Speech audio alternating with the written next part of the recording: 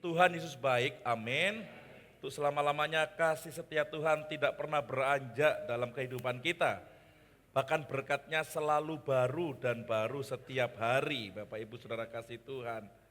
Kabarnya baik Bapak Ibu?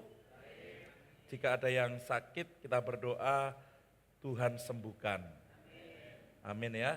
Hari ini saya akan langsung menyampaikan firman Tuhan yang saya kasih judul, boleh dibantu, The Distortion of Faith, atau gangguan atau perubahan daripada iman. Agak gaung ya, mungkin dikecilkan yang floor saya. Terima kasih. Bapak Ibu Saudara kasih Tuhan, kisah perjalanan Israel itu berlanjut ya. Walau Musa sudah mati, bahkan Yosua penggantinya juga sudah mati, namun perjalanan Israel itu berlanjut. Sama dengan kita. Kita nggak selamanya hidup dalam dunia ini. Saya meninggal pun pasti ada yang meneruskan. Bapak Ibu dipanggil Tuhan pun, entah pekerjaan, usaha Bapak Ibu pasti ada yang meneruskan. Hari berganti hari, masa berganti masa, dan orang berganti orang. Namun Tuhan selalu setia kepada kita.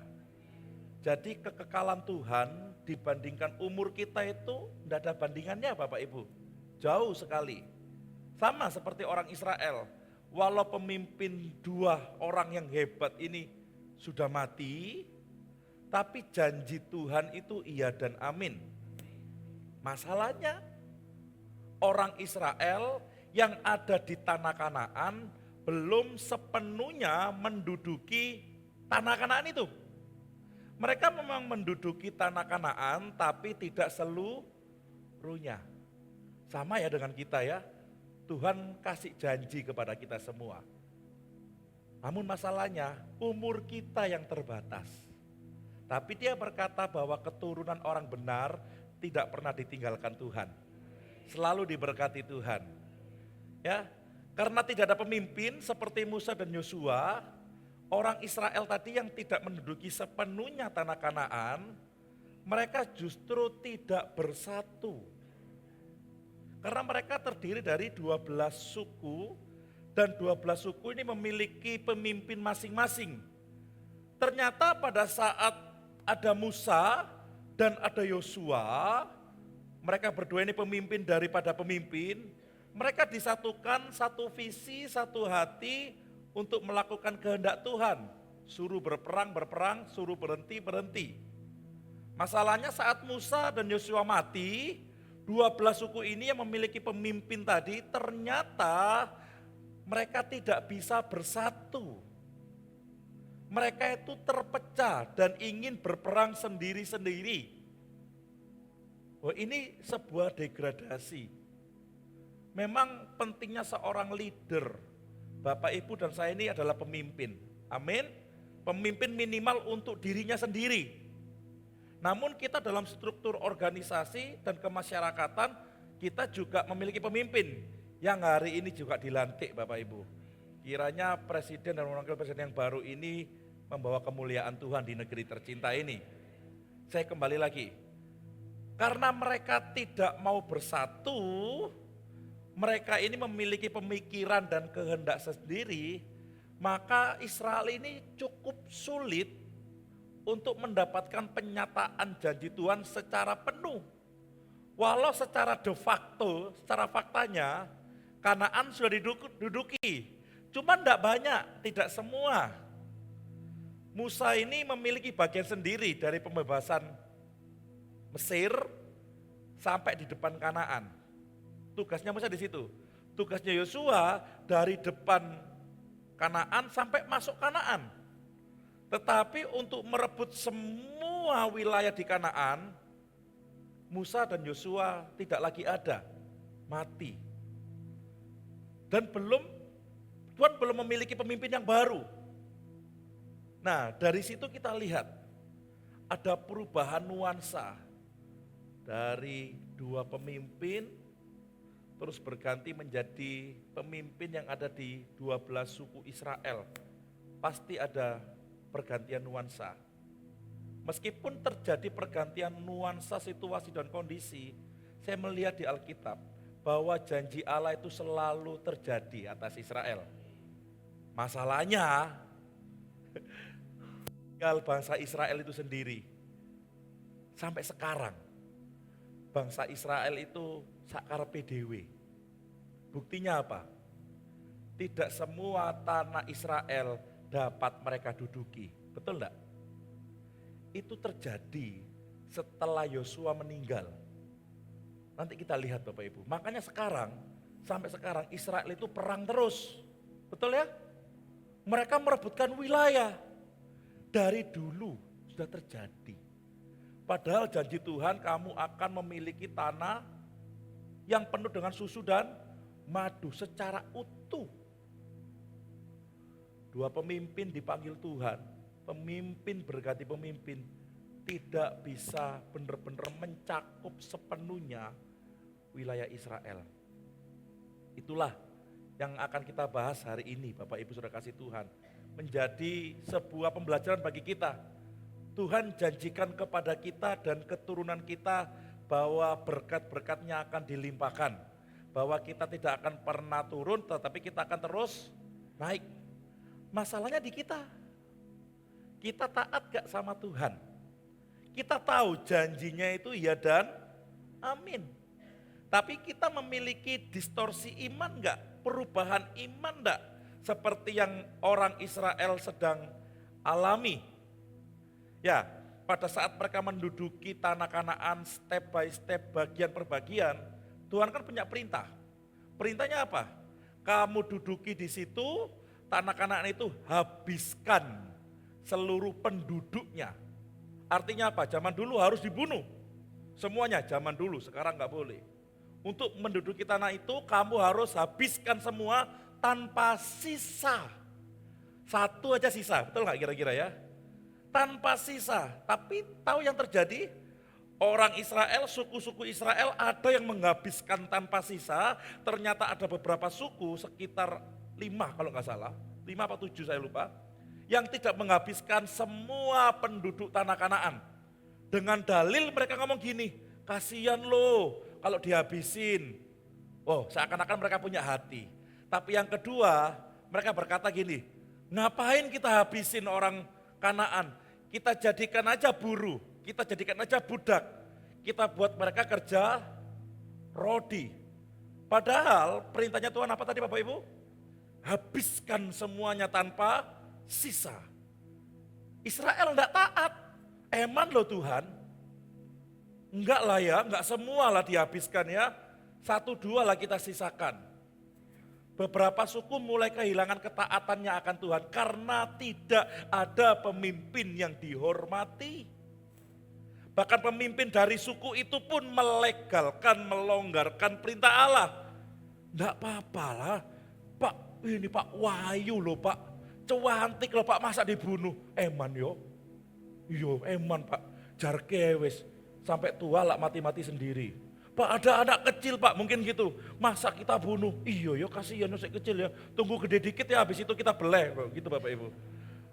Enggak gitu, tapi mereka itu benar-benar membiarkan dan tidak menghabiskan semua, dalam arti yang lain, mereka tidak taat kepada Tuhan. Dan Tuhan mulai marah, gak suka lihat orang-orang seperti itu.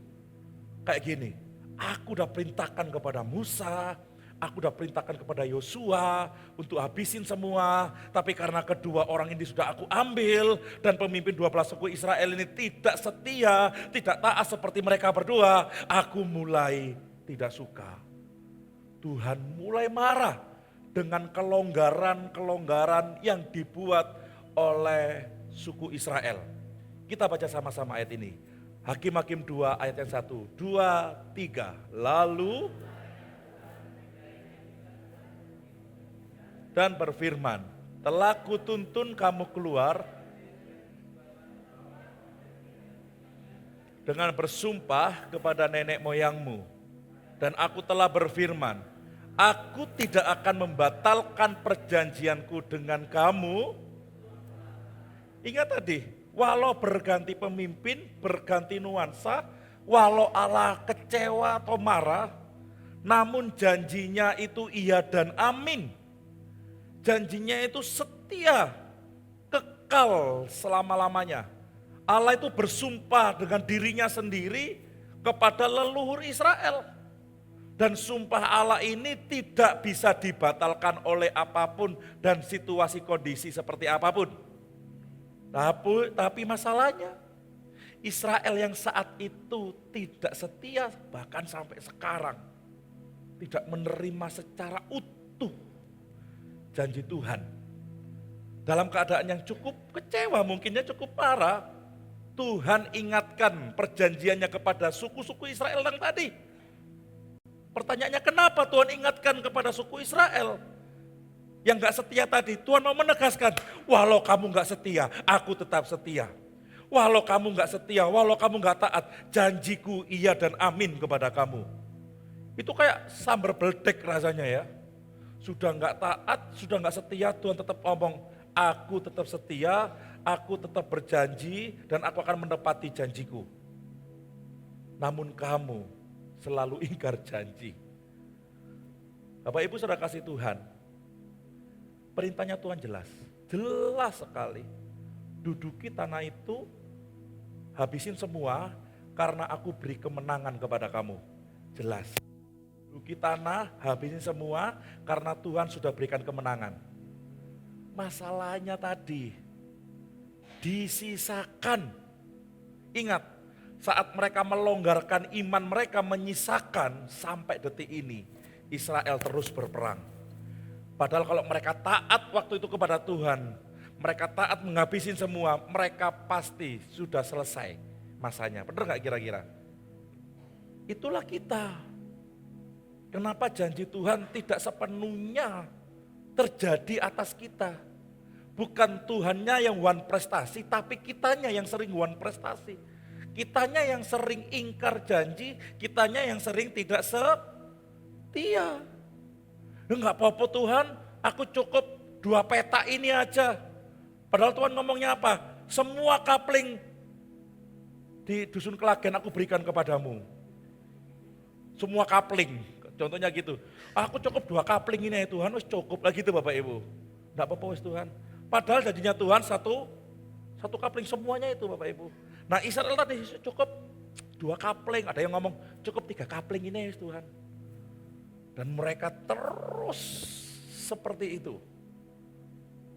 Bapak Ibu saudara kasih Tuhan, kalau kita melihat bangsa Israel ini semaunya dan sepemikirannya sendiri, ini yang saya sebut tadi, the distortion of faith, perubahan iman. Bahasa Inggrisnya iman itu faithfulness atau kesetiaan. Ingat minggu lalu, orang bisa setia, orang bisa taat kalau mereka apa? Listening. Bukan hanya hearing. Mendengar saja belum cukup tanpa memperhatikan dengan sungguh-sungguh. Mereka udah jelas dikasih tahu oleh Yosua, oleh Musa untuk melakukan perintah Tuhan. Tapi mereka punya pemikiran sendiri. Mereka punya kemauan sendiri. Dan mereka melegalkan dan melonggarkan beberapa ketetapan Allah. Dan itulah yang membuat Israel terus jatuh dalam dosa. Cek diri kita.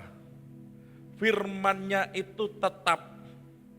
Jangan dilonggarkan. Enggak ada yang amin. Amin. Enggak apa-apa lah Tuhan. Dikit aja. Itu melonggarkan. Yo apa ya? Sekali-sekali yo. Gitu. Kalau saya Bapak Ibu sudah makan jeroan, hari ini, besok itu sama istri saya disetrap Bapak Ibu. Gak boleh makan jeroan lagi atau bebek atau babi. Sama kalau saya hari ini makan mie, besok atau lusa sampai lusa gak boleh makan hal yang sama. Terus kalau saya itu ngualem gitu ya, titik ayo, melas gitu. Istri saya bilang, yo wis gak popo, sak sendok yo, kayak ada cilik Bapak Ibu. Kalau manusia mungkin bisa digitukan, tapi kalau Tuhan gak bisa. Apa yang dia tetapkan harus kita jalani. Ya kan Bapak Ibu? Makanya hearing. Makanya jangan hearing, tapi kita listening. Dengar dengan sungguh-sungguh supaya kita taat dan setia. Yang kedua, Bapak Ibu, ayat yang kedua, tadi ayat yang pertama, kita baca sama-sama, ayat yang kedua, 2, 3. Tetapi mengikat perjanjian dengan penduduk negeri ini. Robohkan. Tapi kamu tidak mendengarkan firman-Ku. Kenapa kamu tidak setia? Kamu tidak taat. Bahasa Inggrisnya. Kalau Bapak Ibu punya anak, lagi nasihatin anak, terus dia nutup telinga kayak gini, suka enggak Bapak Ibu? Tak mau. Putu saya itu gitu, cucu saya. Kalau sudah enggak mau, ya enggak mau. Apalagi telinganya ditutupin. Udah, dia enggak mau dengar perintah, apalagi taat kepada perintah. Israel ini sudah tidak lagi mendengar suara Tuhan. Sehingga mereka tidak taat. Bukan hanya mereka mendengar biasa saja dan tidak ingat apa yang dikatakan oleh Musa dan Yosua, perantaranya Tuhan. Tapi mereka tidak menyimpan dalam hati. Keturunan mereka sebelumnya, pemimpin mereka sebelumnya dengar suara Tuhan dengan sungguh-sungguh dan taat melakukannya. Tetapi keturunan selanjutnya, pemimpin selanjutnya, mereka kehilangan yang namanya pendengaran akan Tuhan dan mereka jatuh kepada ketidaktaatan. Atau yang kedua, mereka bosan. Nah, di gereja nggak ada yang tidur. Saya pernah ketiduran di sekolah, di kelas Bapak Ibu. Ngantuk teman Bapak Ibu. Tapi waktunya jam kosong. Tapi kalau waktunya pelajaran, berusaha untuk bangun. Sama kayak Bapak Ibu di gereja. Bolak-balik. Otak sudah ndang pulang, ndang nyampe rumah, ndang tidur. Beneran nyampe rumah tidur? Oh kan? Kenapa? Yang kedua, bukan karena taat saja, tapi karena bosan. Sama-sama katakan bosan. Kenapa orang bosan? Yang pertama, karena mereka memiliki kesamaan yang ada dalam pikiran. Dipikirnya gini, habis ini pasti ini, habis ini pasti ini. Habis itu, tuh kan bener kan? Terus kayak gitu, aku sudah bosan. Wis bisa ketebak. Orang di gereja bisa bosan. Karena mereka memiliki pikirannya di sini tuh sama, pasti sama. Yang kedua, mereka menganggap kurang menantang. WL-nya kurang huha, ngono bahasanya gitu. Padahal ini mau teriak-teriak Bapak Ibu. Amin. Ono sing ngamin gitu ya. WL wis jingkrak-jingkrak apalagi yang apa nih? Coir tadi ya. Coir. Choir ya. Choir, coir. Kenapa? Karena menganggap kurang menantang. Gerejanya biasa, musik pujiannya biasa, khotbahnya biasa, gitu-gitu aja. Dari dulu gitu-gitu aja. Dan yang ketiga, mereka memiliki kebosanan karena apa? Mereka kepingin mencari tantangan sendiri. Makanya orang yang mendua hatinya, mendua gereja, pasti salah satu gereja tidak akan setia di situ. Banyak zaman sekarang mendua gereja. Banyak Bapak Ibu. Kenapa? Karena di gereja yang pertama dari kecil dia di situ. Atau karena dia dibaptis di situ. Atau karena dia menemukan jodoh di situ. Tapi dia mendua gereja. Ke gereja yang lain, ke persekutuan yang lain. Alkitab menyatakan kalau kamu hidup dengan dua Tuhan, maka kamu akan gak setia. Kamu pasti akan kasih satu penghargaan, yang satunya hinaan, bahasa sederhananya gitu. Makanya harus satu. Amin Bapak Ibu. Nah ini orang mencari tantangan. Bosen aku di gerejaku. Dari dulu, sekarang, sampai selamanya, dari mbah itu, dari Pak Gembala itu, sampai anaknya sekarang, cucu-cucu gerejane ya podo-podo, baik, pindah gereja, cuman benar-benar pindah ke persekutuan, karena di persekutuan ada banyak makanan Bapak Ibu. Enak di persekutuan, pendetanya terkenal semua, AC-nya, terus dapat makanan. Yang di sini dia semangat, tapi gereja yang lama, paling ya saya dinyanyikan buku Tak Pernah ke Glory nomor 1, 2, 3, jiwaku. Kalau WL yang itu nomor 1 pasti terpaku di salib. Kalau Mbak Tayyip nomor berapa Pak Dekasim? Hah? 36. Apa judulnya? Ya, Tuhan Yesus. Ya situ deh pokoknya. Wes apal. Kalau WL yang ini lagunya pasti ini. Kalau WL yang itu lagunya pasti itu. Pasti gak mungkin gak wes. Bien. Bosen. Khotbahnya. Lek gak Pak RT ya Pak RW yang dibahas. Di bulan depan lagi Pak RT mana sampai Pak RW mana. Di PD yang lain, gereja yang lain, menantang. Jadi malas dengar firman Tuhan. Yang keempat, dia butuh sesuatu yang bisa menyita perhatiannya. Lihatin, kalau gereja itu, minggu pertama putih kabeh, kayak kain kafan kabeh. Bosen. Tambori ini melok putih. Semuanya serba putih. Ada gereja yang semuanya serba hitam. Gak boleh gak hitam. Bosen, di sini warna-warni Bapak Ibu. Ya, slide-nya saya kasih warna-warni. Ini melambangkan kepribadian saya juga sebenarnya. Yang kelima, sumber batinnya tidak tercukupi, jiwanya gak tercukupi. Karena yang dia cari di gereja berbeda. Gereja ini tempat bersekutunya anak-anak Tuhan. Tempat berkumpulnya kita memuji memuliakan Tuhan dan mendengarkan firman Tuhan. Gereja bukan tempat cari makan. Gereja bukan tempat supaya BPJS Anda dibayari.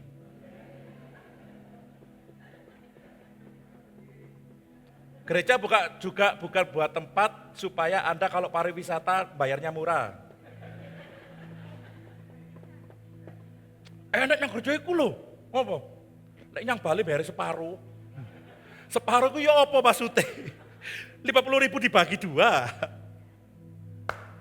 Gak tercukupi batinnya. Dia menggunakan gereja sebagai roda atau kendaraan memuaskan.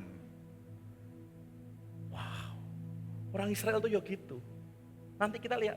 Yang keenam, mereka butuh yang namanya kebutuhan untuk mengendalikan sendiri. Diperintah itu enak apa enggak enak? Jujur. Jujur, diperintah itu enak apa enggak enak? Lah yang ngomong enak tolong ambil sapu saya. Tolong disapu selama saya khotbah. Enak enggak kira-kira gituin Bapak Ibu? Enggak enak. Enaknya itu merintah apa diperintah? Merintah. Orang Israel udah bosen diperintah. Ada mungkin anak yang ngomong, mama iki lho bolak-balik merintah. Bapak iki lho. Kopi njuk gawekno, teh njuk gawekno, makan jaluk dicepakno. Enggak ada di sini ya. Habis makan jaluk dikorahi gitu ya. Sekalian dipijitin kakinya. Oh, lah nek botone ngono bisae. Capek, Pak. Tumben duweke, Pak. Orang Israel itu enggak seneng diperintah. Dari Musa, dari Yosua. Bahasa kasarnya gini, lo banyak omong. Perintah terus. Saatnya aku. Karena Tuhan enggak kasih pemimpin yang baru. 12 suku ini ayo kalian laksanakan, ternyata gagal di situ. Mereka bukan hanya kurang mendengar suara Tuhan. Ayo mereka bosen. Bagaimana dengan kita? Pernah enggak kita mengalami ke-6 situasi ini? Hingga kita bosen. Tadi ayat 2, sekarang masuk ayat yang ketiga. Kita baca sama-sama ayat yang ketiga ya. 2, 3. Lagi aku telah berfirman, aku tidak akan menghalau orang-orang itu dari depanmu. Tapi mereka akan menjadi musuhmu. Dan segala ilah mereka akan menjadi jerat bagimu. Ini kebetulan saja saya siapkan khotbah minggu ini. Enggak nyindir minggu depan, jujur enggak.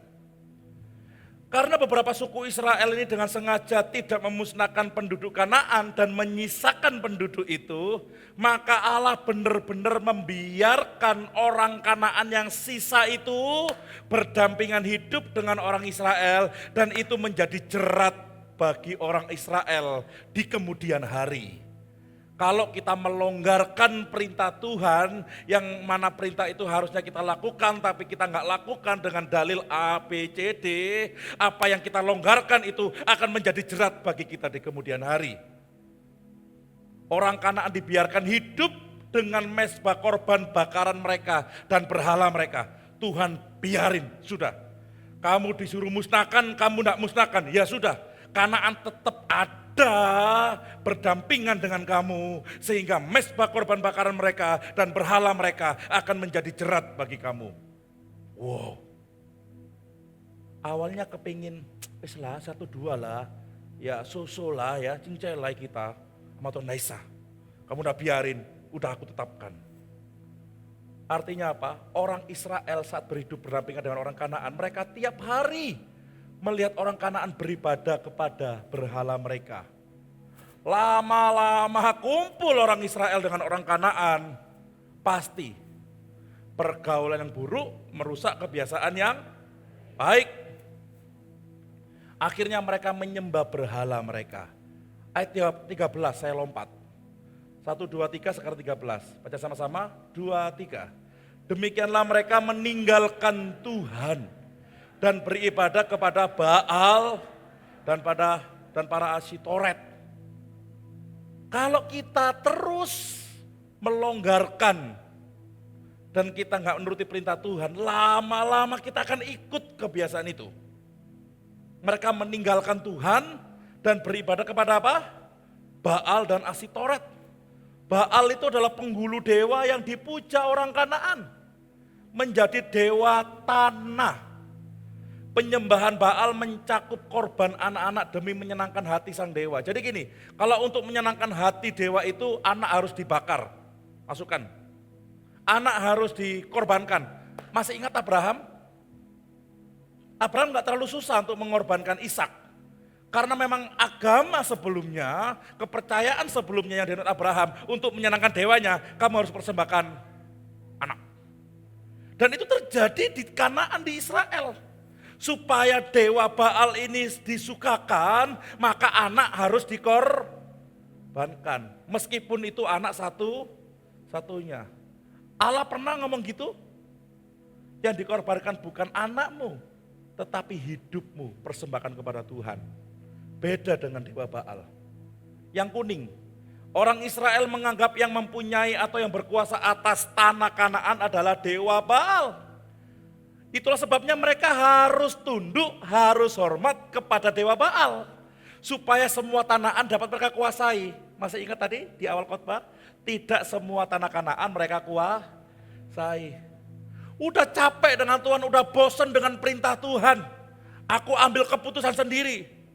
Orang Kanaan ngomong, yang punya tanah ini dewa Baal loh. Oh iya, karena itu terus berdampingan, akhirnya oke. Aku tak nyembah dewa Baal supaya semua tanah ini boleh kami kuasai. Udah jauh menyimpangnya. Ingat, firman Tuhan itu iya dan amin. Janjinya itu pasti diberikan. Harusnya mereka taat sama perintah Tuhan. Tidak menyembah dewa Baal, tapi hanya percaya kepada Tuhan bahwa tanah ini akan dikasih semuanya, seutuhnya. Tapi mereka terdistract. Mereka berubah imannya. Mereka melihat Tuhan kelamaan. Janjinya itu kayak janji bohong. Udah, aku tak menyembah dewa Baal saja. Siapa tahu semua tanah ini bisa aku kuasai. Yang kedua, Asyitoret. Itu dewi peperangan. Tadi dewa, sekarang dewi. Jadi bisa diibaratkan perempuan dan laki-laki. dewa perangan dan dewa kesuburan, dan pasangan wanita dari dewa Baal. Dilukiskan dengan patung besar dan kecil yang kuning. Orang Israel menganggap bahwa tanah Kanaan yang subur ini, masih ingat Tuhan berkata, kamu akan menguasai menduduki negeri yang penuh dengan susu dan madu. Mereka menganggap bahwa tanah yang subur itu berkat dari Dewi Asitoret. Makanya supaya mereka tidak kelaparan seperti di padang gurun dan tanah mereka tetap melimpah dengan kebaikan, dengan hal yang baik, mereka harus tunduk dan hormat bahkan menyembah Dewi Asitoret. Yang tadi menyembah Dewa Baal supaya dikuasai semuanya, yang kedua supaya tanahnya tetap subur, mereka menyembah Dewi Asitoret. Sekarang dua dewanya. Padahal sebelumnya mereka cuma punya satu Allah. Oke, bagaimana dengan kita? Teng tong. Iki apa iki? Minggu pon apa minggu apa?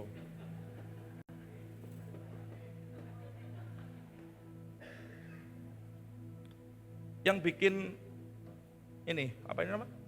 Besi-besi ini yang kemarin itu, seseorang tukang. Oh, kalau kamu panggil aku 2 minggu lagi enggak iso ya kok. Loh apa oh? Aku duduk pandemi. Apa namanya? Mau bikin rumah. Loh, apa? Oh, itu pas tanggale, pas dinone. Saya iseng tak gudo Bapak Ibu. Nek kira-kira gak pas tanggal ambek dinone apa? Oh, ciloko kon, temenan ciloko kon. Gak wani aku kok.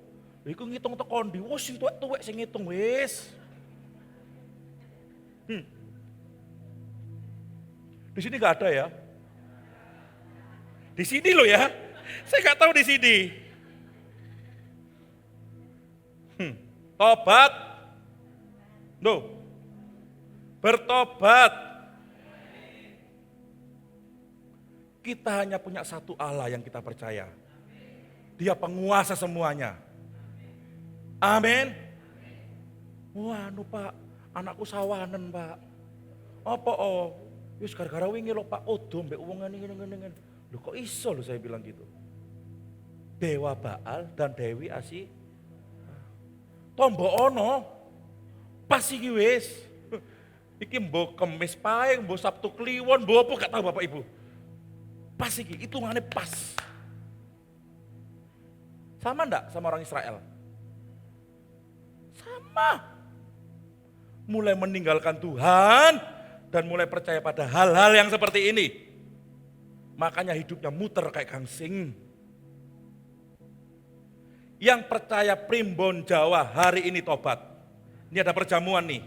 Hari ini bertobat. Kuasa darah Tuhan menyembuhkan semuanya. Kalau orang tanya, Mbok, aku harus berusaha apa? Tanya Tuhan. Berdoa sama Tuhan Yesus Kristus, engkau akan diberkati. Gitu loh, ojo malah, sik tak delokno buku nih. Sik tak delokno tanggalanku. Wong Kristen sing ngono kacau hidupnya. Ini saya lagi marah Bapak Ibu. Supaya Anda tidak melakukan hal yang sama seperti orang Israel lakukan. Amin. Jangan engkau terjerat dengan pola-pola duniawi. Tuhan itu memberkati semua tanggal dan semua hari. Enggak ada tanggal bagus, enggak ada tanggal enggak bagus. Semua hari dan tanggal bagus di mata Tuhan. Itu loh. Biarin wes. Saya ini Sabtu Pon lahirnya. Oh, orang bilang nomornya gede. Makanya awake gede. Berapa ya? Paling besar itu nomor berapa ya? Nah kan, kena kan? Enggak, tapi memang Pak Dekasip tahu. Yang lain Pak Dekasip fokus tahu, yang lain udah pura-pura gak berani, padahal tahu Pak Dekasip. Jujur. Saya penuh dengan jebakan ya.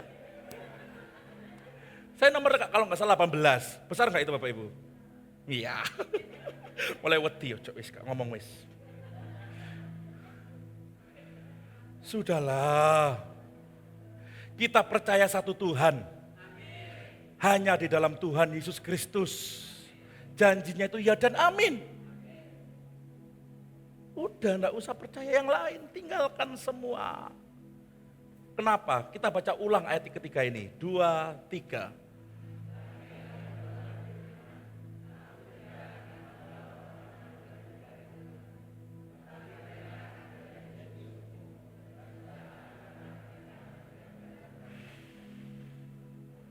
Menjadi jerat loh bagi kita.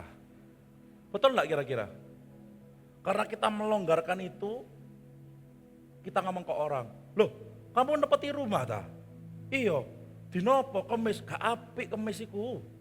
Nanti kalau Bapak Ibu punya rumah, atau anaknya punya rumah, atau cucunya punya rumah, mereka akan membalas. Betul enggak? Loh nepeti rumah apa? Hari kemis, gak apik kemis iku. Bapak Ibu ngomong apa? Karena pernah menyarankan seperti itu, bener enggak? Kita terjerat. Akhirnya terus terjerat, enggak bisa lepas. Nanti perjamuan harus lepas semuanya. Saya enggak mau dengar lagi. Sampai masyarakat bilang ke saya, "Wiku Pak, sik mendua, pinter, omongane iku sakti Pak." Saya dengar, bukan saya bangga, saya sedih. Mandi Pak omongane. Loh, wong Kristen omongane mandi. Mandi Tuhan Yesus sih, duduk hitung-hitungane Jawane Pak mandi Pak. Saya sedih sekali. Jangan seperti itu, bertobat. Karena kalau enggak itu akan menjadi jerat bagi hidup Anda dan keturunan Anda. Engkau anak-anak yang tahu, stop. Stop dan stop sekarang. Aku enggak mau aku dan keturunanku terjerat. Yang setuju katakan amin. Orang tua harus diomongin, Bu, Pak, tolong stop, please stop. Kalau enggak gitu, terus ini. Terus, stop. Yang setuju katakan amin. Ini bukan masalah minggu besok, bukan. Kalau minggu besok kita ikut, karena ini adalah tempat wilayah kita. Makanya ibadah kedua minggu besok ditutup, karena ada acara besar-besaran, karnaval, dan sebagainya. Yang saya maksudkan adalah apa? Jangan melonggarkan hal-hal yang di luar daripada iman kita. Memang keputusan di tangan kita masing-masing. Tapi sebagai gembala, saya sarankan jangan ya dek. Iki hatiku kok kesel loh Bapak Ibu. Wes yo, saya gak mau dengar lagi dari masyarakat. Yang ngomong itu masyarakat, bukan orang anak Tuhan. Anak Tuhan itu api-api. Yesus tetap Yesus Pak ya. Masyarakat gak iso direm ngomongannya Bapak Ibu. Kulo lek ketemu wong iku takono nomor, pasti tembus. Nomor rumah, nomor telepon, jangan ya dek ya. Kenapa? Karena Yesaya 59 ayat kedua, ayat terakhir pemain musik bisa masuk, 2, 3. Sesungguhnya untuk menyelamatkan. Dan pendengarannya tidak kurang tajam untuk mendengar. Tetapi yang merupakan apa? Pemisah antara kamu dan Allahmu ialah apa? Segala kejahatanmu. Dan yang membuat dia menyembunyikan diri terhadap kamu, sehingga ia tidak mendengar, ialah segala dosamu. Pak, aku wis doa 20 tahun, belum dijawab sama Tuhan. Noh, lihat. Aku udah puasa Pak, udah sembarang kalir Pak. Doa sampai jengking-jengking Pak. Nah, ayatnya. Engkau melonggarkan perintah Tuhan. Membuat pemisah. Dosamu yang memisahkan engkau.